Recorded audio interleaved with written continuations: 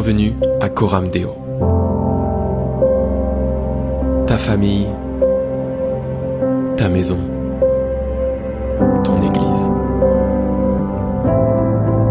Tout comme Jésus nous l'a appris, nous voulons vivre une vie d'amour, de solidarité, de compassion. Notre but, faire que Christ soit au centre de chaque famille. Et si tout ça commençait dans ta famille? Bienvenue à Coram Deo.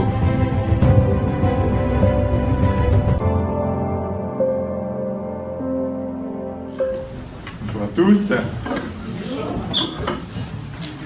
Heureux de se retrouver ensemble, de vous voir. Merci Seigneur. Merci pour ce moment de louange, d'adoration où le Seigneur, nos cœurs se tournent vers le Seigneur. Et puis le cœur du Seigneur se tourne aussi vers nous. Et il nous parle. Il fait des choses dans nos vies. Il fait des choses dans nos cœurs. Des choses que nous voyons, que nous sentons, puis des choses que mystérieusement il accomplit en nous. Et au bout d'un certain temps, on se dit, mais tiens, il y a des choses qui ont changé dans ma vie, dans mon cœur. Il y a des choses que j'arrive mieux à comprendre, etc. Eh bien, c'est le Seigneur, c'est le Saint-Esprit qui fait cette œuvre en nous. Il ouvre les yeux de notre cœur. Alors nous allons ce matin continuer dans notre étude sur les actes des apôtres et on en est au chapitre 9 des actes des apôtres, chapitre 9, le verset 1 jusqu'au verset, on ne va peut-être pas tout lire, mais en tout cas le début, jusqu'au verset 15. Je ne sais pas si on peut afficher les versets en question. Donc, Actes des apôtres, chapitre 9, verset 15. Nous sommes à une période où vient avoir lieu les premières persécutions contre l'Église, et le chapitre 9 nous parle d'un certain Saul. Quant à Saul, il respirait toujours la menace et le meurtre contre les disciples du Seigneur. Il se rendit chez le grand prêtre et demanda des lettres pour les synagogues de Damas, afin de pouvoir arrêter et amener à Jérusalem les partisans de cet enseignement qu'ils trouvaient, hommes ou femmes. Pourquoi les amener à Jérusalem? Pour qu'ils soient jugés, et pour qu'ils soient jugés comme hérétiques, et qu'ils subissent quasiment le même châtiment que Étienne. Donc la mort. Comme il était en chemin et qu'il s'approcha de Damas, tout à coup, une lumière qui vint du ciel resplendit autour de lui. Et il tomba par terre et entendit une voix lui dire « Saul, Saul, pourquoi me persécutes-tu » Il répondit « Qui es-tu, Seigneur ?» Et le Seigneur lui dit « Moi, je suis Jésus que tu persécutes. » Non, si vous voulez.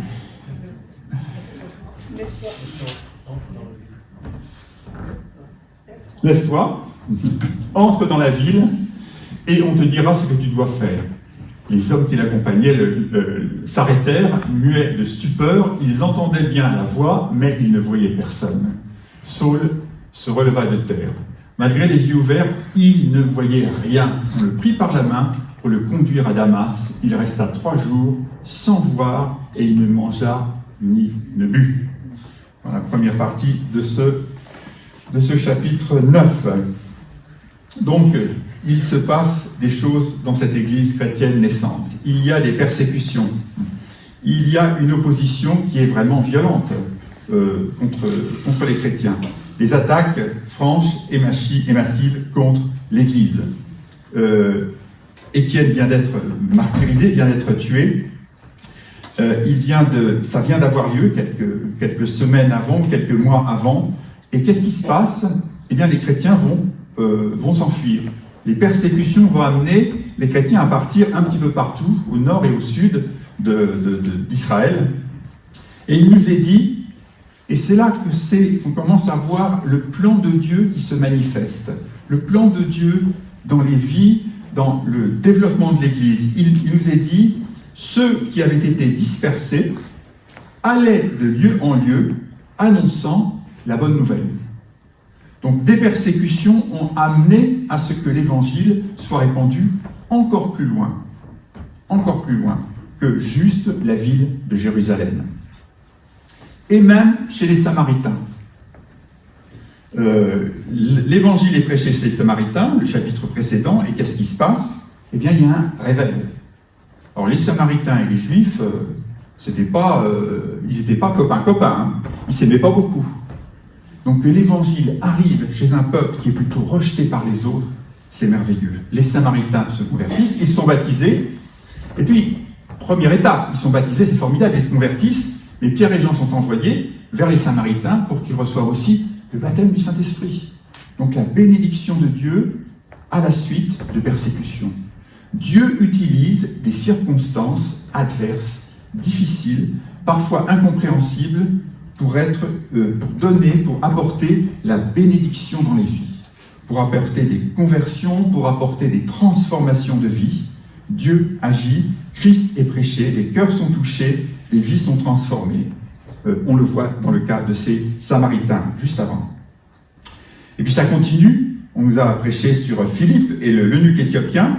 Alors qui est ce monsieur, donc ministre des Finances de la reine Candace d'Éthiopie. Un ministre des Finances qui se convertit. Il faudrait bien avoir ça en France, hein, que notre ministre des Finances se convertisse. Amen, alléluia. Comme quoi il faut prier, entre parenthèses, pour nos gouvernants, pour nos présidents, nos ministres, etc. C'est notre responsabilité de prier pour eux. C'est vraiment un miracle, je ne sais pas, un ministre des Finances qui se convertit, j'imagine quelqu'un quand même de très très carré, vous voyez, les finances, les mathématiques, les chiffres, les colonnes, les calculs, on crée quelqu'un de quand même très très terre à terre, vraiment concret, vous voyez, les chiffres c'est les chiffres, les maths c'est les maths, et Dieu touche le cœur de cet homme qui a un poste évidemment très important, hein, c'est le ministre des Finances d'une reine d'un grand pays voisin un peu plus loin qu'Israël. Il se convertit. Alors, dans toutes ces épreuves, dans tous ces combats, dans tout ce que nous voyons, dans ces impossibilités, Dieu agit. C'est comme si Dieu établit comme un arrière-fond, je dirais un décor, entre guillemets. C'est un peu dur de dire ça, mais si on était dans un lieu de théâtre, il y a des acteurs qui jouent, et pour que la pièce elle soit plus vivante, pour que les acteurs on les voit mieux, on va mettre un décor, on va mettre qui vont représenter quelque chose, qui vont donner un sens et qui vont mettre en avant des personnages ou des événements. Et c'est ce que Dieu fait, même au travers des épreuves. Même au travers des épreuves de ta vie, Dieu met en place des choses pour pouvoir agir. Il met en place un décor, entre guillemets, c'est-à-dire c'est parfois des personnes, des circonstances, des événements, pour préparer l'apparition, le jaillissement de sa grâce qui va venir, l'irruption de sa grâce qui va venir, comme dans la vie de Paul. La grâce de Dieu qui est miraculeuse, qui est merveilleuse, qui est extraordinaire, qui est même révolutionnaire. Le système de Paul, imaginez, il s'appelle Saul, il ne s'appelle même pas Paul, il s'appelle Saul. Imaginez son système religieux, dans quelle société il a grandi, quelle est sa formation spirituelle et intellectuelle. Et Dieu l'arrête. La parole nous dit, là où le péché abonde, la grâce surabonde. Et je pourrais dire, là où les choses sont compliquées, là où le compliqué abonde, la grâce surabonde. C'est un mot que j'entends souvent, compliqué. Vous savez, compliqué. Ça va avec ton mari ou ta femme? Oh, c'est compliqué. Ça va tes nouvelles études? Oh, c'est compliqué. Ça va Kevin, t'as terminé tes épinards? Oh, c'est compliqué. Oui, c'est compliqué. On ne peut pas expliquer des choses qui sont vraiment difficiles, des choses qu'on n'accepte pas, qu'on vit difficilement. Les choses qui sont là, c'est compliqué. Les situations sont compliquées. Mais là où le compliqué abonde, la simplicité surabonde. C'est-à-dire la grâce de Dieu qui est là, qui est merveilleuse, qui est miraculeuse, qui est divine, qui est inattendue. C'est tout simple, Même un ministre des Finances peut accepter l'évangile de Jésus-Christ. Il est tout simple. Même un théologien, même un intellectuel comme Saul peut accepter la simplicité de l'évangile, la grâce de Dieu. Donc le titre de mon message, c'est, quelque part dans ces situations, mission impossible, mais grâce disponible. mission impossible, grâce disponible. Alors, cette grâce, elle va se manifester dans les 3 personnes que nous allons voir ici. C'est surtout les 2 premiers que je vais souligner. Tout d'abord, dans la vie de Saul, ici. Donc, une grâce imméritée.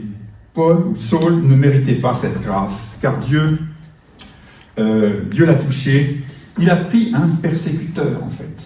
Un persécuteur de l'Église de Christ. Il prend un tortionnaire, on peut dire. Un tortionnaire. Il nous est dit ici qu'il respirait le meurtre, il respirait la menace et le meurtre contre les disciples du Seigneur. Vous avez des gens qui respirent quelque chose, des gens qui respirent la douceur, la gentillesse. On a des profs qui respirent l'autorité, c'est quelque chose de naturel. Il y a quelque chose qui vient d'eux, qui émane d'eux, si vous voulez. Et là, il respirait le meurtre. Imaginez le personnage. Je ne sais pas, il devait avoir des yeux injectés de sang ou quoi, mais ça devait être terrible, ce gars-là, quand on lève en face de soi, on disait, il respirait le meurtre. Un persécuteur, un tortionnaire qui cherchait à arrêter les chrétiens, à les menacer, à empêcher le développement de l'Église. Il avait donc une sacrée réputation, si on peut dire. Et on le voit lorsque Dieu va s'adresser à Ananias. Ananias a entendu parler de Saul. Et plus tard, un peu plus loin dans le chapitre, les disciples, les apôtres ont entendu parler de Saul de Tarse qui persécute l'Église. Alors qu'un homme comme ça soit touché par Dieu, c'est un miracle. C'est un miracle. C'est quelque part une mission impossible, mais il y a une grâce de Dieu qui est disponible. Dans ta situation aussi, il y a des choses qui sont impossibles, mais il y a une grâce de Dieu qui est disponible. La grâce ici, c'est la rencontre avec Jésus, la rencontre de Paul avec Jésus. Dans sa course de fou furieux, Jésus lui apparaît, lui parle et l'interpelle. Jésus se présente à lui. Si ça, c'est pas une grâce, si ça, c'est pas un cadeau du Seigneur, que Saul se retrouve face à face avec Jésus. Pourquoi me persécutes-tu? Pourquoi me persécutes-tu? Et la question que Jésus pose, c'est évident, il ne dit pas « Pourquoi persécutes-tu l'Église ?» mais il dit « Pourquoi me persécutes-tu moi ?» Parce que nous sommes le corps de Christ. Donc quelqu'un qui s'attaque à l'Église s'attaque à Christ, à la personne de Christ. Celui qui touche à Christ, celui qui touche à l'Église, touche à Christ. Il y a des versets qui nous parlent de ça, même dans l'Ancien Testament. Ne touchez pas à mes oints, ne faites pas de mal à mes prophètes. Dieu dit, ne touchez pas au corps de Christ. Et ceux qui s'y ont attaqués durant les siècles, en ont subi les conséquences. Et ceux même qui, dans une histoire récente, ont attaqué les chrétiens, ont parfois reçu des sacrés coups de bâton, ou ont vécu des conséquences dramatiques pour le fait de s'être attaqués à l'Église. Je suis Jésus que tu persécutes. Là, c'est déjà la grâce de Dieu qui est là. Et Paul dit, Seigneur, que veux-tu que je fasse? Seigneur, que veux-tu que je fasse? Il s'adresse à Jésus et lui dit, Seigneur, Seigneur, que veux-tu que je fasse? C'est une réponse, c'est une phrase que nous devrions dire au Seigneur. Seigneur, dans cette situation, que veux-tu que je fasse?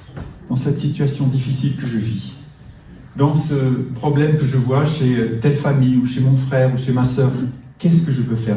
Que veux-tu que je fasse, Seigneur, pour que je puisse intervenir? Que veux-tu que je fasse?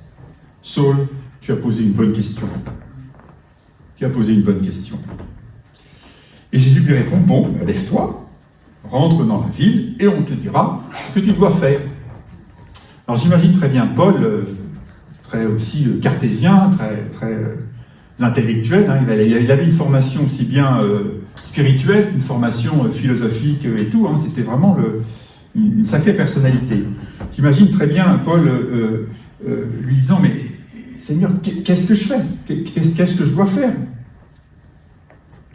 Le Seigneur est en train de mettre les choses en place. Il met les choses en place. C'est la grâce de Dieu qui est en action. Il prépare les circonstances, il prépare les personnes. Laisse-moi, Paul, mettre les choses en place. Laisse-moi mettre les choses en place dans ta vie. Laisse ma grâce agir. Seigneur, je ne vois pas, je ne vois rien. Il est devenu aveugle. Là encore, mission impossible. Je vais t'expliquer, je vais te montrer des choses. Maintenant, je suis aveugle. Mission impossible, grâce disponible. Je voudrais voir. Eh bien, justement, Paul, je te rends aveugle pour que tu puisses voir. Pour que tu puisses voir les choses spirituelles.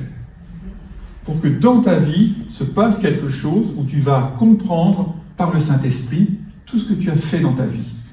Tout ton parcours, tout ton cheminement, tu vas comprendre que ça a un sens. Que maintenant, il va falloir que tu te convertisses. Pour ça, il faut que tu sois aveugle pour que tu vois à l'intérieur de toi. Comme le fils prodigue, il nous est dit, il rentra en lui-même. Et puis, il se lève, il va vers son Père. Il rentra en lui-même. On a besoin parfois de rentrer en nous-mêmes. De rentrer en nous-mêmes. De demander au Saint-Esprit de nous éclairer. Et pour ça, il faut mettre des choses de côté. Pour pousser les choses. Pour fermer les yeux. Il faut se rendre aveugle parfois à des choses qui sont autour de nous, qui nous perturbent, qui ne nous permettent pas de voir la véritable lumière intérieure. Paul dans les Éphésiens dit « Je prie qu'il ouvre les yeux de votre cœur afin que vous voyez la puissance de Dieu et sa sagesse, qu'il ouvre les yeux de votre cœur. Aveugle pour que je voie. » Ça dure 3 jours. Donc, durant ces 3 jours, il ne mange pas, il ne boit pas, et quelque part, à mon avis, toute sa vie passe à la lumière du Saint-Esprit. On passe parfois des temps sombres, on passe parfois des temps difficiles, mais c'est à ce moment-là que le Seigneur nous éclaire et nous permet de voir le chemin. Nous permet de voir le chemin, malgré nos difficultés, malgré nos épreuves. Ce qui nous paraît impossible est possible par la grâce de Dieu. Paul vit avec Dieu, Saul, j'arrive pas à dire Saul, Saul vit avec Dieu un interrogatoire. Dieu lui pose des questions. On voit qu'il y a un dialogue entre Dieu et Saul. Un interrogatoire. C'est drôle parce que les situations allaient changer, parce que habituellement, qui est-ce qui faisait passer un interrogatoire aux gens? C'était Saul. Quand il coinçait les chrétiens, ils allaient l'interroger, leur faire subir un interrogatoire pour les faire avouer qu'ils croyaient en Jésus, etc. Là, c'est le contraire. C'est Dieu qui fait subir à Saul un interrogatoire, qui lui pose des questions sur sa vie. Saul ne peut pas s'échapper. C'est un face-à-face avec le Seigneur, il ne peut pas s'échapper. Il ne peut pas voir à l'extérieur. Tout son monde est en train de s'écrouler. Il passe de la loi à la grâce. Et pour Paul, c'est quelque chose de... C'est une révolution. Tout son monde s'écroule. Tous ces règlements légalistes d'un système religieux sont complètement écroulés pour en arriver à la relation avec le Seigneur Jésus vivant. Un système complètement différent. Une révolution dans la vie de Paul. Comment est-ce qu'il était, Paul? Il était violent, il était dur, il était rempli de haine. Et qu'est-ce qu'on va découvrir? On va découvrir, Saul plutôt, ce Saul devient un Paul qui va être rempli de douceur, qui va être rempli d'amour. Quand il parle des églises, vous, mes enfants, que j'ai enfantés, etc., quand il écrit dans certaines de ses lettres, aux Corinthiens, aux Galates, etc., aux Éphésiens, je vous ai enfantés. On sent un amour paternel pour les églises, et presque maternel, puisqu'il parle d'enfantement. Donc la douceur, la bonté, l'amour de Paul. Ce Paul qui a écrit le chapitre de 1 Corinthiens 13 sur l'amour. Vous vous rendez compte, ce tortionnaire qui écrit ce chapitre sur l'amour. L'amour est patient, l'amour n'est pas envieux, l'amour durera toujours. La définition de l'amour, ce chapitre incroyable de 1 Corinthiens 13, écrit par Paul. La grâce de Dieu qui bouleverse et qui rend l'impossible possible. Où on va passer de l'oppression de Paul, de l'oppression qui fait vivre aux gens, à l'expansion. J'ai besoin de cette grâce. Seigneur, donne-moi cette grâce qui transforme les vies, qui transforme les cœurs, qui peut transformer mon cœur, qui peut transformer ma situation, même si elle m'apparaît comme bloquée, difficile à changer, impossible à changer. Le Saint-Esprit, la grâce de Dieu est là pour transformer, pour bouleverser. Et puis dans ce passage, alors il y a dans certaines versions, ici dans cette version que j'ai moi, il y a le verset 9, où Dieu lui dit « Je suis Jésus que tu persécutes, il te serait dur de regimber contre les aiguillons. » On le retrouve dans un autre passage, parce que la conversion de Saul est racontée 3 fois dans les Actes des Apôtres, au chapitre 9, au chapitre 22 et au chapitre 26. Donc 3 fois, Paul, il nous a raconté la conversion de Saul. Et là, il te serait dur de regimber contre les aiguillons. Alors, c'est des termes qu'on ne connaît pas beaucoup, on ne comprend pas beaucoup ce que c'est qu'un aiguillon. Moi, je pensais que c'était plutôt une canne qu'avait le paysan, puis au bout de la canne, il mettait une petite aiguille pour aiguillonner les bœufs qui tiraient la charrue, par exemple, ou un chariot. Et en fait, c'était autre chose. C'était des petites rangées d'aiguilles que l'on mettait derrière les bœufs. Et lorsqu'ils étaient un petit peu indisciplinés, ils donnaient des coups de pied, parce qu'ils ne voulaient pas avancer. Et en donnant des coups de pied, ils se heurtaient à quoi? Aux aiguillons, à la rangée d'aiguillons qu'il y avait. Et plus ils tapaient avec leurs pieds sur les aiguillons, et plus ça leur faisait mal, et plus même ils saignaient. C'était ça, regimber contre les aiguillons. On dit aujourd'hui ruer dans les brancards. Et dans les brancards en question, c'était des aiguillons. Ça les faisait saigner, ça leur faisait mal. Et Jésus dit à Saul, tu peux bien résister si tu veux, mais ça va te coûter cher, ça va être dur pour toi, tu vas souffrir. Ça va être dur de regimber contre les aiguillons. On est un peu comme ça, des fois, on résiste au Seigneur, Puis, ça nous fait mal, et on continue. C'est l'histoire du fou, comme ça, il est en train de se taper avec un marteau sur la tête, il se tape, puis quelqu'un lui dit, mais qu'est-ce que tu fais là? Et il dit, je me tape un coup de marteau sur la tête, mais pourquoi? Parce que quand je m'arrête, ça fait du bien. On est un peu comme ça, on se tape sur la tête, se rendant pas compte que quand on arrête de regimber contre les aiguillons, ça va nous faire du bien. Quand on revient au Seigneur, quand on lui obéit, les choses se remettent en place, et le Seigneur guérit nos cœurs. Bien sûr, on peut regimber contre les aiguillons. Plus on résiste, plus on risque de se faire du mal. Et dans une autre de ces passages où Saul raconte sa conversion, il dit « Je n'ai pas résisté à la vision céleste ». Il a vu Jésus, il dit « Je n'ai pas résisté à la vision céleste ». En voyant Jésus, il n'a pas pu résister à cette vision. La vision de qui? La vision de Jésus. Et de quel Jésus est-ce qu'il a vu? Est-ce qu'il a vu Jésus en croix? Il a vu Jésus ressuscité. Il a vu Jésus ressuscité. Il peut dire « Je l'ai vu ». Et il raconte dans le chapitre 1 Corinthiens 15, le fameux chapitre sur la résurrection, il dit le Seigneur est apparu aux apôtres, il est apparu à Pierre, à Jacques, etc. Il est apparu aux 500, et ensuite il m'est apparu à moi comme à l'avorton. Il dit je veux bien être un avorton pour voir une apparition du Seigneur, de Jésus ressuscité. Je veux bien, Seigneur. Mais il se présente comme un avorton, il dit parce que j'ai persécuté l'Église de Christ, mais il a eu cette grâce de voir Jésus ressuscité, d'avoir une apparition, une manifestation de Jésus ressuscité qui lui parle. Et Et c'est tellement important que ce soit Jésus ressuscité qui soit apparu à Paul. Pourquoi ? Parce que Paul va comprendre, en voyant Jésus ressuscité, que tout ce qu'on a pu dire sur Jésus était faux, hein, ou sur la foi chrétienne, tout ce qu'il avait entendu, c'était faux, que Jésus était un usurpateur, ou un menteur, ou que la résurrection n'avait pas existé. Et il voit Jésus ressuscité. Il va comprendre que la foi chrétienne, elle est basée sur cela, sur Jésus ressuscité.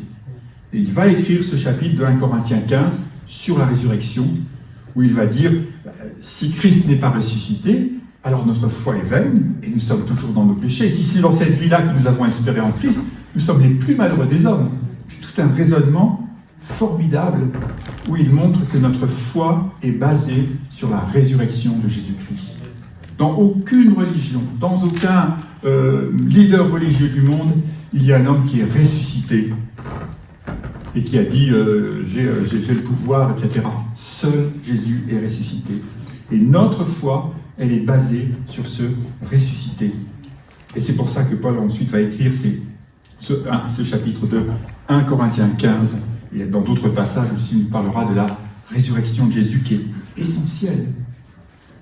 Un esprit de résurrection aussi, qui est là. Un esprit qui va pouvoir transformer le vieux Saul, hargneux, méchant, en un homme formidable, en un apôtre rempli d'amour. Celui qui devait réprimer, celui qui devait supprimer la foi chrétienne naissante, va être utilisé par le Seigneur pour être un fondateur d'Église. Une grande partie du Nouveau Testament va être écrite par Paul, Saul devenu Paul.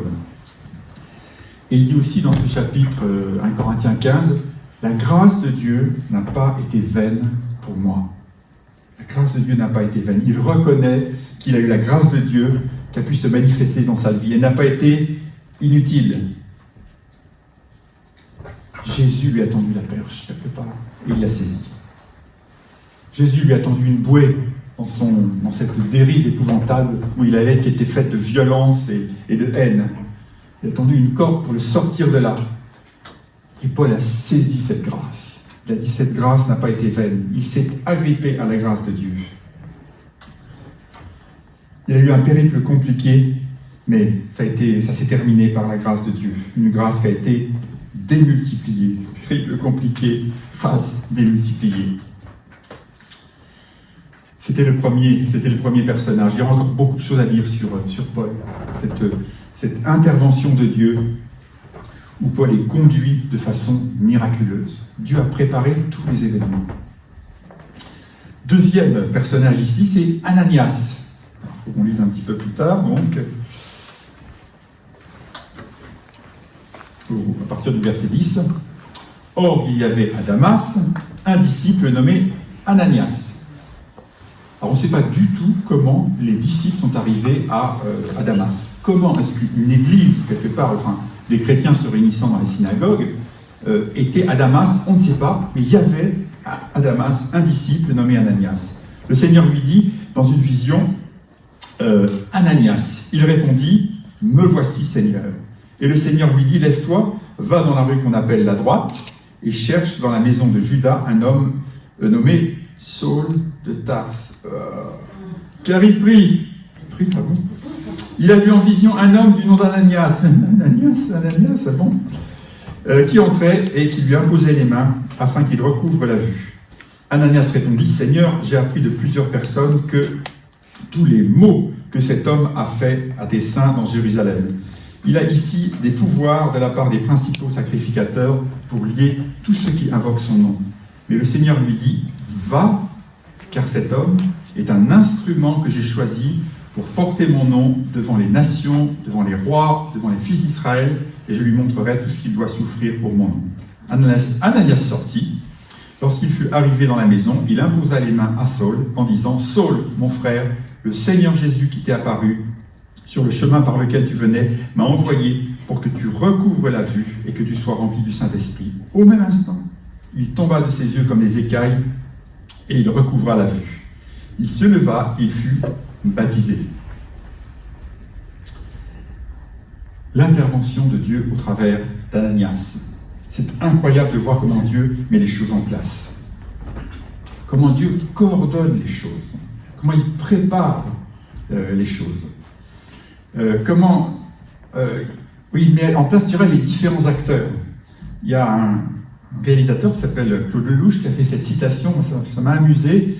Il a dit « Dieu, c'est comme un cinéaste, c'est comme un metteur en scène.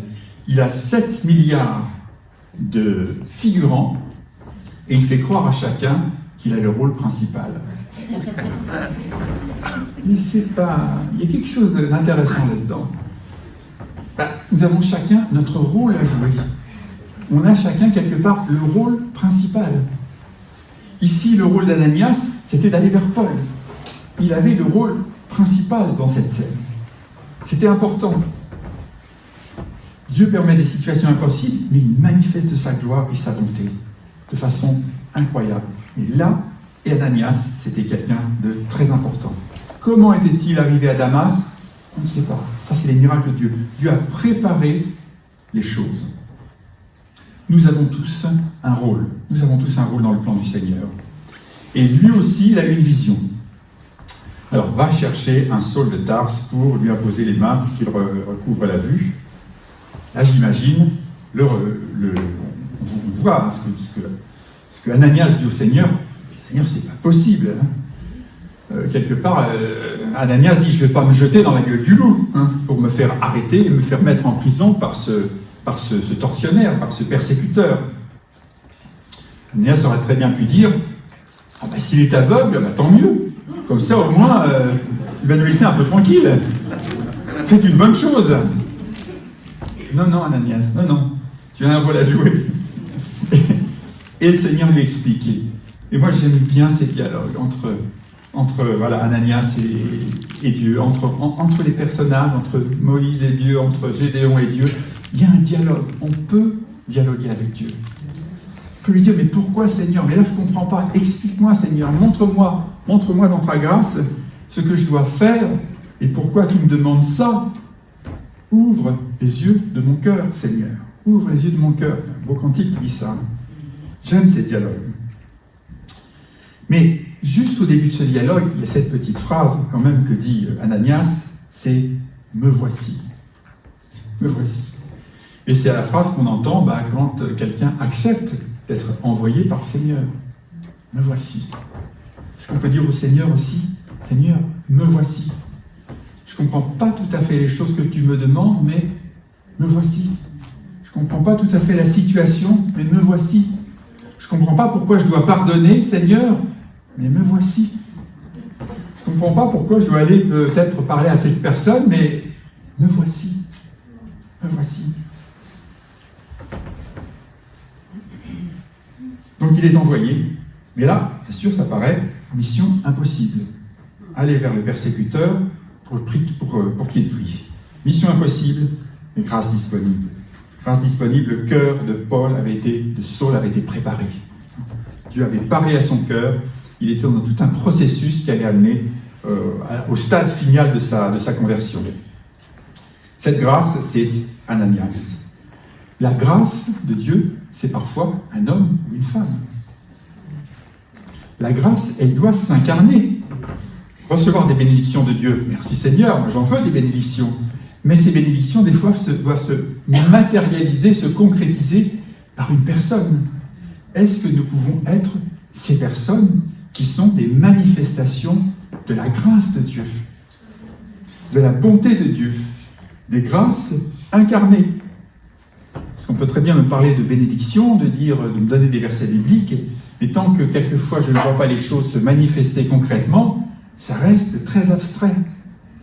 Être une grâce incarnée, une bénédiction incarnée. Dieu veut faire de nous des porteurs de sa grâce. Dans l'Ancien Testament, il portait l'arche comme ça, il portait la bénédiction, il portait la présence de Dieu. Et bien Dieu veut qu'en nous réside sa présence pour que nous puissions la porter aux autres, pour que nous puissions être des grâces, des bénédictions disponibles, grâces disponibles. Il faut qu'il y ait en nous de la disponibilité. Comme Ananias qui a dit « Seigneur, me voici ». même si c'était difficile, si c'était compliqué, en pas facile, Seigneur, me voici. Des porteurs de sa grâce, des porteurs de la bonne nouvelle, des porteurs de l'évangile, des gens qui sont disponibles pour les autres. Manifestation concrète de sa grâce. Et quand il voit Paul, il lui dit « Saul, mon frère ». Ça aussi, c'est formidable. Saul, mon frère, il ne dit pas « Saul, toi qui es à persécuter, pécheur, repens-toi, etc. » Le Seigneur a déjà fait son œuvre dans le cœur de Saul. Saul, mon frère. Il faut quand même beaucoup de foi, et beaucoup d'obéissance. Bravo à Ananias. Est-ce qu'on peut dire ça aussi dans des situations à des gens, mon frère, ma sœur, alors que c'est difficile? Mon frère, ma sœur. Saul, mon frère. Il participe à la dernière étape du processus de conversion pour Paul. Sommes-nous disponibles? Est-ce que nous acceptons d'être disponibles pour la manifestation de la grâce de Dieu? Et puis, un peu plus loin, on ne va pas lire le reste, mais je vais résumer les choses. Donc, il y a eu Saul, il y a eu Ananias, et puis lorsque Paul reprend des forces, etc., il reste quelque temps à Damas, il rencontre les chrétiens qui se trouvent à Damas, et puis ensuite il va à Jérusalem. Mais à Jérusalem, il essaye de rencontrer les apôtres. Il dit qu'il tente de joindre les apôtres. Il tâcha de joindre les apôtres. Mais eux, ils étaient remplis de crainte, remplis d'idées, évidemment, de faits, de préjugés, je ne sais pas. Ils se sont dit peut-être, cet homme-là, c'est un espion. Il vient pour nous arrêter, il vient pour nous mettre en prison, il vient pour nous espionner, il vient pour... on ne sait pas. C'est Saul de Tarse. Donc les apôtres, quelque part, ne veulent pas entendre parler de Saul. Et il nous est dit, Barnabas, l'ayant pris avec lui, le conduisit jusqu'aux apôtres. C'est au verset 27. Alors Barnabas, l'ayant pris avec lui, le conduisit vers les apôtres et il leur raconta, c'est Barnabas qui raconte, comment le chemin de Saul, comment sur le chemin, Saul avait vu le Seigneur et il lui avait parlé. Donc un homme qui va être important, il va prendre Saul et va l'amener aux apôtres. Là aussi, ça va être la grâce de Dieu. Mission impossible, grâce disponible. Mission impossible parce que les disciples, les apôtres ne voulaient pas entendre parler de Saul. Ils se cachaient. Là encore, un homme qui est une grâce disponible pour faire une œuvre de facilitateur, d'intermédiaire, de médiateur. Nous pouvons être cela, des facilitateurs qui amènent les gens vers quelque chose. Peut-être un frère, une sœur qui est un peu paumé, qui cherche une église, qui est dans la difficulté. On l'amène. On va avec lui. On le prend avec nous. On l'apprend avec nous. Pour ensuite raconter, pour plaider. Qu'est-ce que fait Barnabas? Il plaide pour Paul. La grâce de Dieu qui se manifeste dans cette situation, qui est une situation quand même difficile, impossible, compliquée. Il plaide pour Paul. Un homme qui devient une grâce. On peut être des hommes et des femmes qui deviennent des grâces de Dieu. Des médiateurs. Et qu'est-ce qui va se passer? Saul, on va le mettre sur les rails quelque part. Il va rencontrer les apôtres. Et puis, il y a toute une partie aussi, il part plusieurs années en Arabie, où il va passer un temps dans le désert, je ne sais pas si c'est avant ou après, peu importe, mais en tout cas, il va être mis sur les rails quelque part, lancé sur une rampe de lancement, et il va partir vraiment comme une fusée pour aller prêcher l'évangile partout. Au roi, aux puissants, aux fils d'Israël, tout ça c'est merveilleux, c'est formidable, et surtout aux nations, c'est-à-dire aux païens, aux non-juifs, c'est-à-dire aux églises qui vont être fondées en dehors d'Israël, aux païens, c'est-à-dire à vous et à moi. Et peut-être que sans Saul, sans Paul, l'évangile, ce sera resté juste une affaire interne dans le judaïsme, une tendance interne au judaïsme. Mais non, l'évangile a été prêché aux païens. Et c'était la bonne nouvelle. Et sans doute que quand on a entendu ça, il va prêcher une nation. Pour un juif, ça paraissait complètement fou. Mais Dieu avait préparé Paul, avait choisi Paul pour aller prêcher l'évangile aux nations, aux païens, à nous. Il part.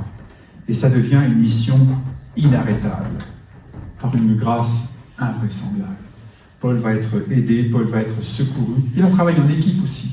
Des gens vont l'aider, même à s'enfuir là, parce qu'on le poursuit. On va le faire échapper. Il va travailler avec des équipes, et ça va être quelque chose de formidable. Voilà, des personnes qui sont placées dans la vie de Saul, et comment Dieu, avec sa grâce, place des personnes. Comment il met les choses en place. Comment, quand les choses paraissent impossibles, pour Dieu, c'est possible. Alors nous allons prier pour terminer. Je ne sais pas si l'équipe de l'ange peut revenir. La grâce de Dieu est là aujourd'hui pour nous. La grâce de Dieu est en Jésus. Est-ce que nous voulons saisir la grâce de Dieu dans notre situation, dans notre famille? Est-ce que quand les choses sont compliquées, sont difficiles, nous allons dire, je ne regarde qu'à la difficulté, je regarde qu'au problème, ou est-ce que je me tourne vers la grâce de Dieu qui me montre que quelque chose d'impossible va être devenu possible? La grâce de Dieu, c'est l'inattendu. La grâce de Dieu, c'est le miracle. Et il y a des résistances dans nos cœurs, souvent. Souvent, il y a des résistances, Seigneur. Mais Seigneur, je ne veux pas être celui qui regimbe contre tes aiguillons, qui va dire c'est trop difficile, c'est trop dur. Je crois, Seigneur, que par ta grâce, tu peux transformer mon cœur. Mon cœur qui est dur pour faire un cœur d'amour, le transformer en un cœur d'amour. Si tu as pu transformer un Saul, tu peux me transformer aussi, Seigneur. Pour faire de moi un père spirituel, une mère spirituelle, remplie d'amour, remplie de sagesse. Une source de bénédiction pour les autres. Un instrument que tu veux utiliser. Un instrument de transformation aussi. Un instrument qui permet de transformer les situations. Seigneur, tu veux achever cette œuvre de transformation dans mon cœur. Tu veux continuer, Seigneur, continuer à agir dans mon cœur. Merci, Seigneur, parce que tu es celui qui met en place les choses. Et ta grâce, elle est là. Et je veux faire comme Paul, je vais la saisir, cette grâce. Saul qui est devenu Paul. Saisir cette grâce afin qu'elle ne soit pas vaine.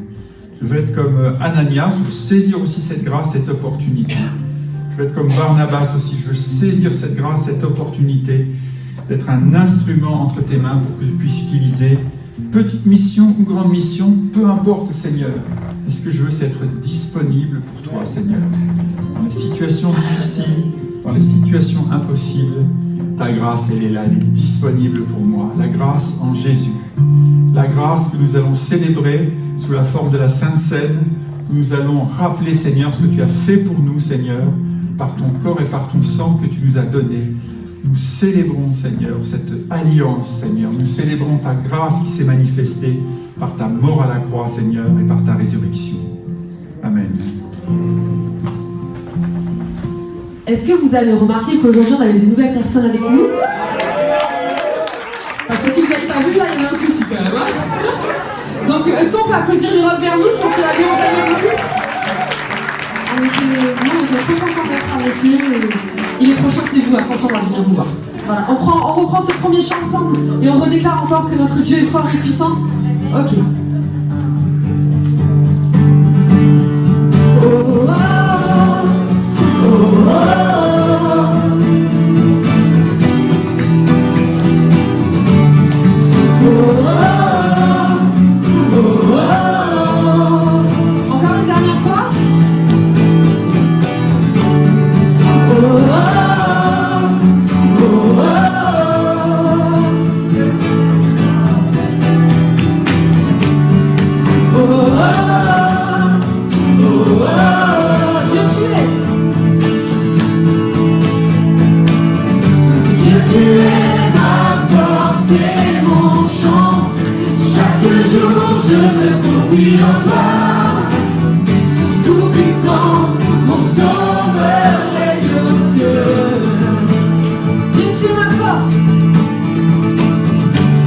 Tu es ma force.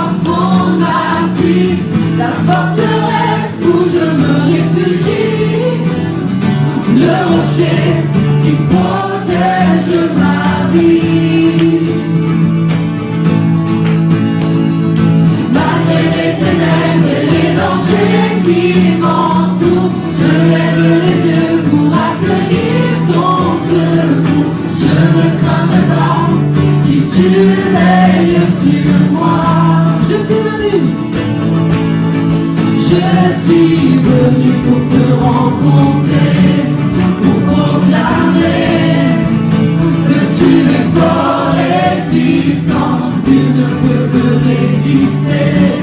Sois glorifié, Dieu, tu es fort et puissant, rien n'est impossible à toi, ô roi des rois.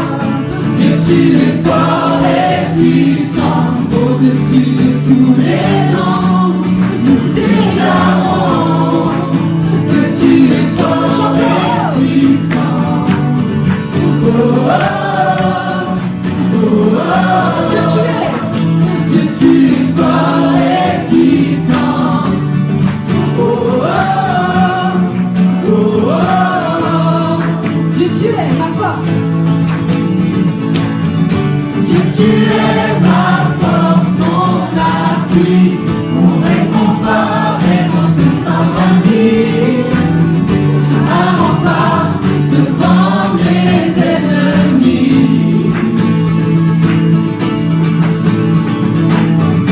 Dieu, tu es ma force et mon chant, mon bouclier et mon libérateur.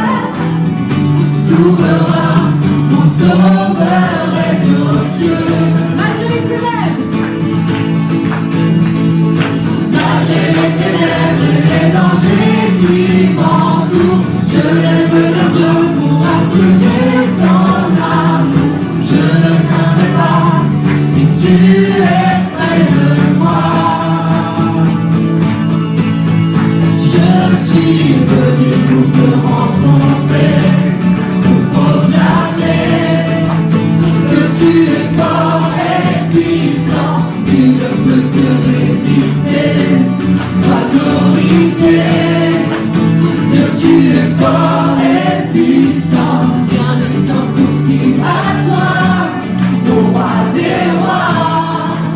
Dieu, tu es fort et puissant, au-dessus de tous les noms, nous déclarons que tu es fort et puissant. Oh, oh, oh, oh, Dieu, tu es fort et puissant. Oh, oh, oh, oh, et rien ne peut me séparer. Rien ne peut me séparer de ton amour manifesté en Jésus-Christ, mon sauveur.